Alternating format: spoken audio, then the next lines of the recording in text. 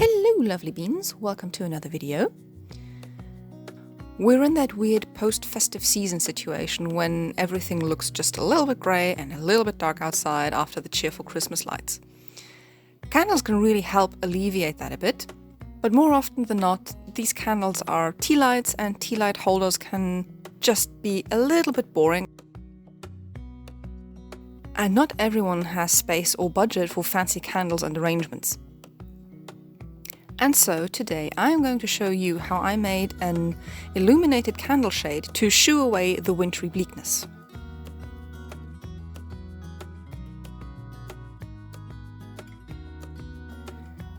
I've got a bunch of stuff here I'll be using.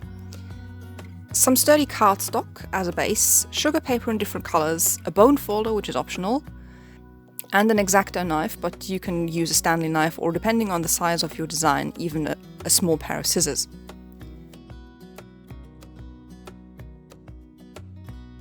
As a start, I went and sketched up some designs until I found something that I liked. I went with a candle and snowdrop, and then drew those designs out on paper to scale, calculating 1 centimeter as a frame and adding an extra centimeter on the side and bottom so I could glue them into a square later.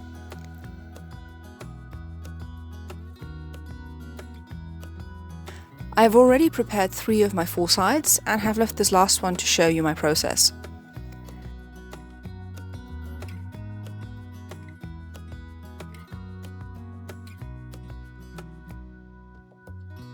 I traced my stencil onto the cardstock, folded up the edges,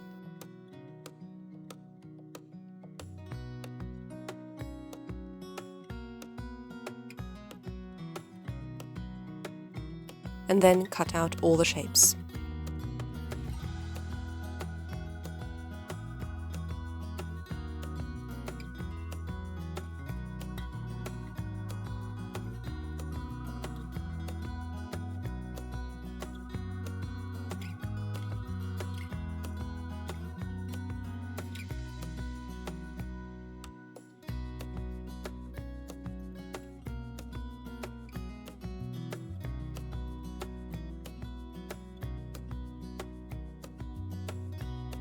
Now comes the fun but also tedious part, the sugar paper.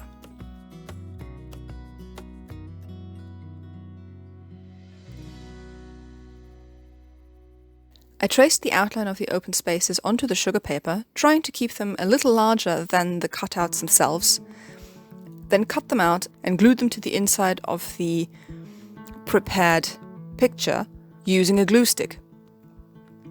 You could probably use PVA glue or any other kind of craft glue.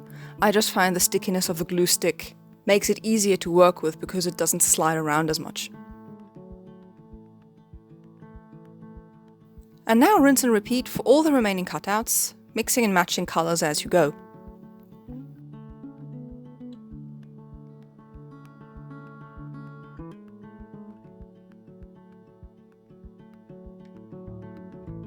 I vaguely remember doing something like this as a kid in kindergarten, so if you have littles and are stuck at home with another lockdown, which is hopefully not going to be the case if you're watching this in a few months' time, this might be worth trying as a family activity.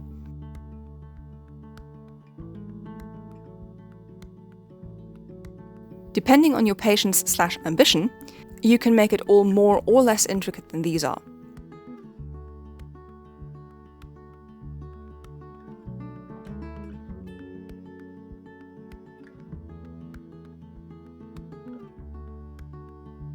Once all the glue had dried, I glued the long sides together, first forming a long rectangle and then closing that up to a square. The flaps at the bottom are optional. I left them because I was worried it might not be stable enough. In the end, I didn't really need them.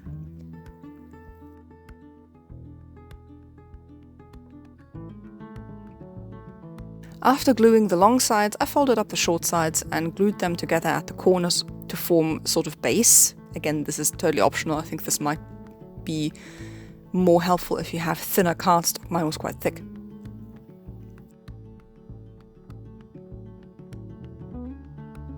and because the cardstock is quite springy, I left it to dry with some paper clips to hold everything in place.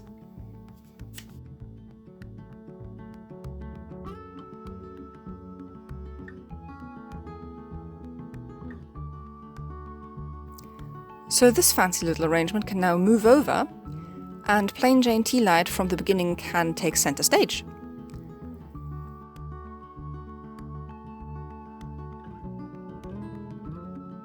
It's not very impressive right now, but let me turn down the light. And here we are, perfectly dreamy and cozy, and all that's missing is just a cup of tea.